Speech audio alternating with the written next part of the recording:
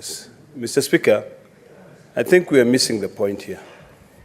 Our committee has done the much that it can do when it comes to the issue of health.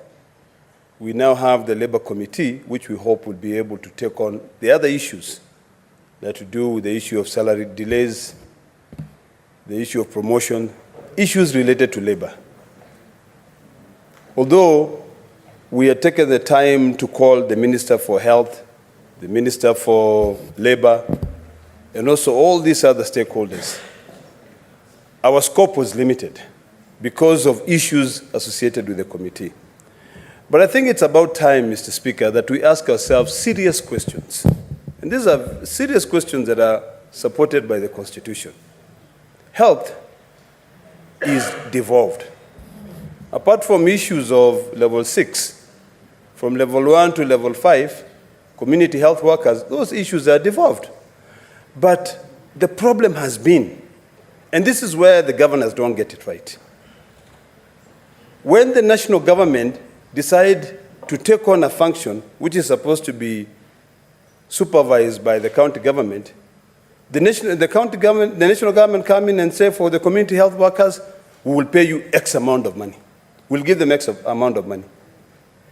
In the small budgets, Mr. Speaker, that we sent to the county governments forget that national government, the Ministry of Health, which is led by someone who is not even a doctor to be able to understand the pain of doctors, gets 141 billion shillings, which is equivalent to the shareable allocation of almost 30 counties.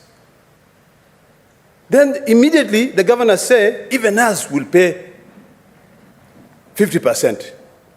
So you hear headlines, the national government has released 3 billion. So of course, it will also affect the county budgets, and they will also release an additional 3 billion.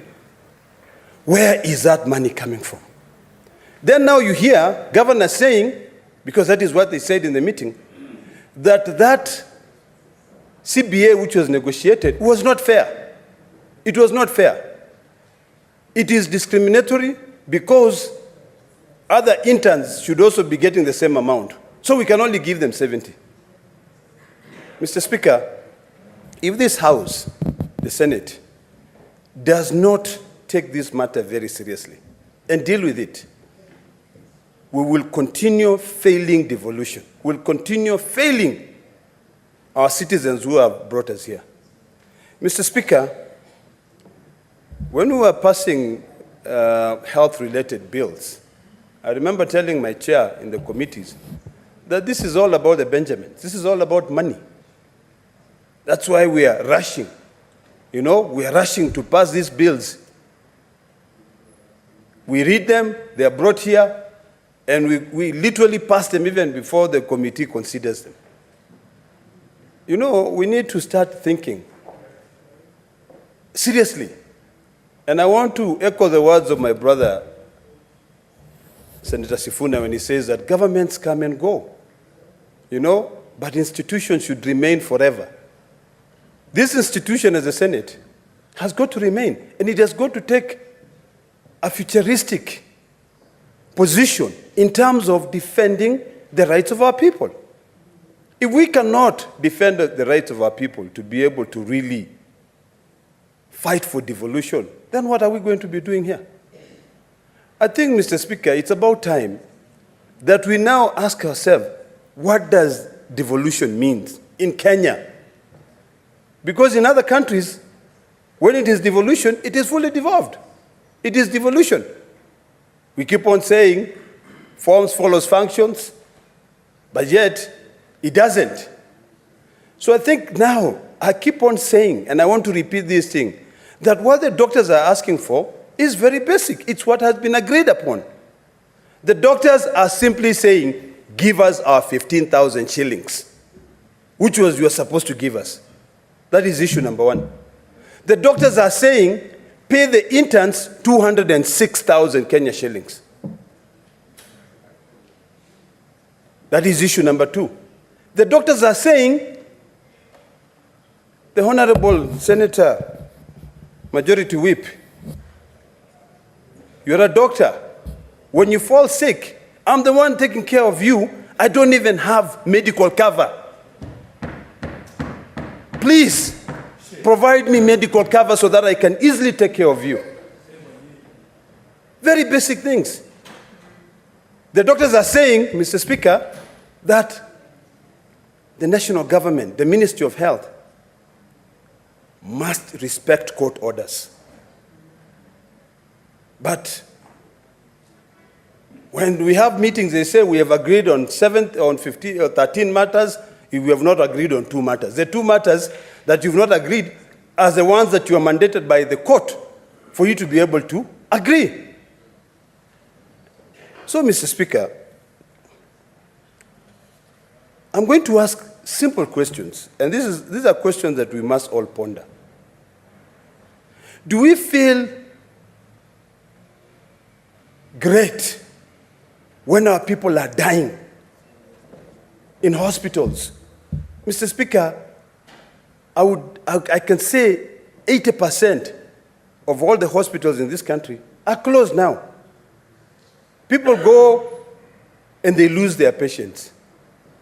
Small things which could be resolved just because of these arguments saying that an intern is not a doctor. The training that an intern gets is different. A doctor gets is different from any other interns. Completely. So, Mr. Speaker, if we don't know, let's say we don't know, and agree to be told. And this is the biggest problem of having someone leading that docket.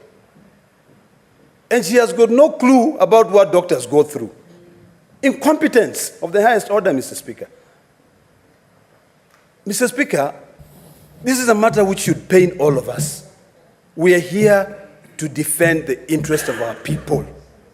We shouldn't defend any individual interest.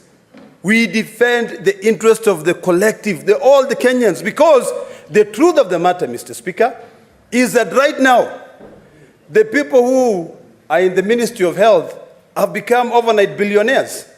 Why? Because there's a lot of money in the Ministry of Health. When you are controlling a budget of 141 billion shillings, you're equivalent to about 30 governors.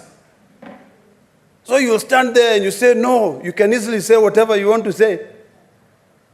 Because you don't give a hoot in hell about the life of Kenyans. So, Mr. Speaker, I would request you. Honorable Olekina, if you are dissatisfied with the conduct of the CS in charge of health, you know exactly what to do. You bring a motion and you prosecute it. Proceed. Mr. Speaker, I'm guided. And it is not that we haven't pondered on that. No, we keep on saying, let them deal with the first one they're dealing with the fake fertilizers. Then now we'll come back and deal with the other ones to save humans' life. Seriously, Mr. Speaker. When you sit there, Mr. Speaker, the people of Kilifi are also saying, and the people of Kenya are saying, now we elevated our speaker from a person from Kilifi to the country. Can we one day, Mr. Speaker, suspend the sitting of this House and we all march to the Ministry of Health? Or can we use the power that we have? Because senators, you have a lot of powers, let me tell you. The power on the division of revenue, if you just say no, people will listen. But sometimes you forget the powers that you have. I don't know whether you go and drink tea in other houses which their budget is increasing to 2 billion. Mr. Speaker, sometimes we see things, and it's good for us to say them here. Because this is where the truth has got no shades of gray. When you look at budgets, even budgets when they are being allocated out there, you find one member of parliament who is the chair of budget committee has now decided that he will take 1.5 billion for roads of his own constituency when other counties have got no money whatsoever. So you're saying that we have got no money, we've got no money. Then where is equity?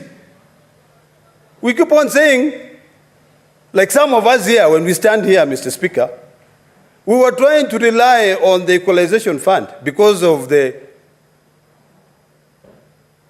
all the issues of session paper number 10 of 1965.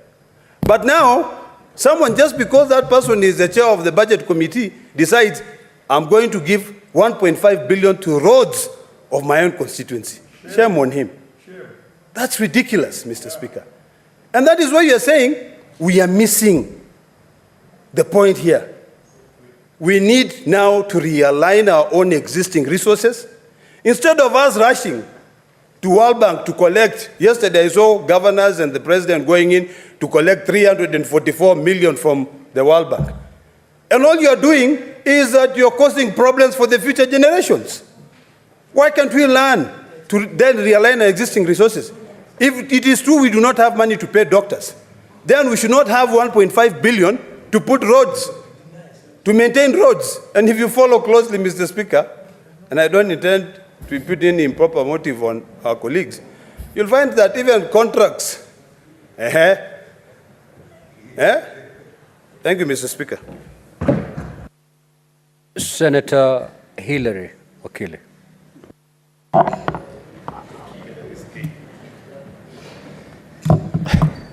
Thank you very much, Mr. Speaker. I want to appreciate the chairperson